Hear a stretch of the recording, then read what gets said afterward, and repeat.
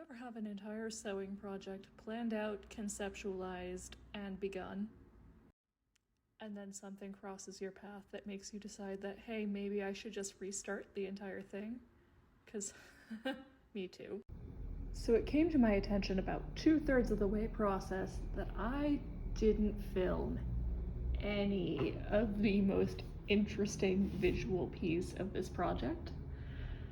I will do what I can to rectify it, but just know that no footage was lost. I just didn't film it to begin with.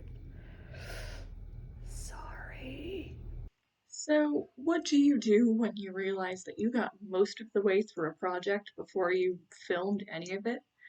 You first and foremost apologize, especially when you realize that this was probably the one that was going to be the most unique out of any of the pieces. And then you promise to do better, and then you make do with whatever filming you actually have, and promise to get the rest up in the coming weeks.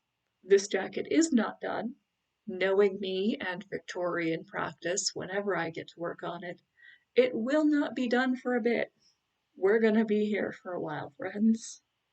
I promise this is gonna be a project that's probably going to be right up until the show, which is about 3 weeks from now.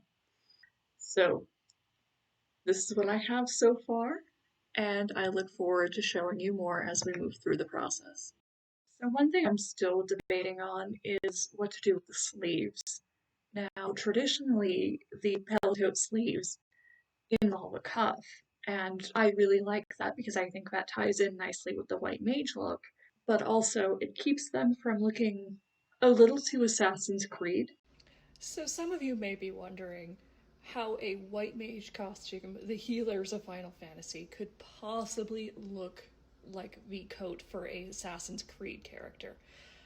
If it looks like it can contain a bladed weapon, I think my hesitation on that front speaks for itself.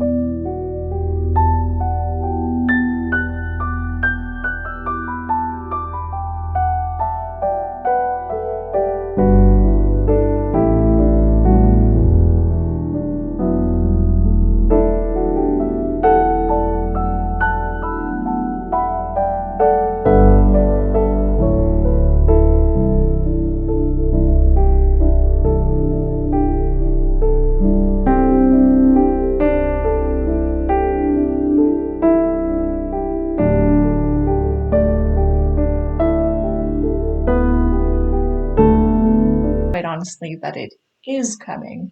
I did have to take a little bit of Frankensteining because I'm a little bit broader shouldered than the average woman, and having a large chest does not help.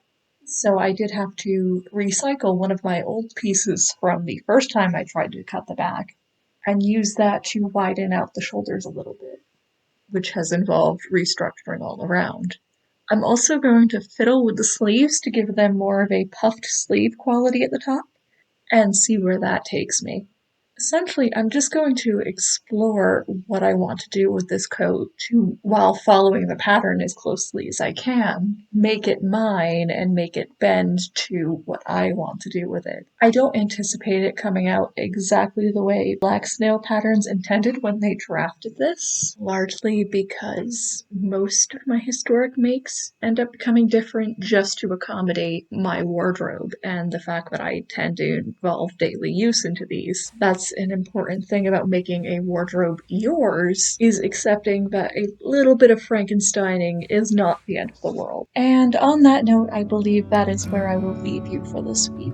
As more updates develop, I will be sure to post them along, but tomorrow's video might be a little bit different in the meantime, so that I have some time to get caught up. Now, if you liked this video and would like to join the adventuring party, please feel free to hit subscribe, and if you have any updates that you would like to see in future videos, please feel free to comment them below. I will see you guys in the next video. Bye!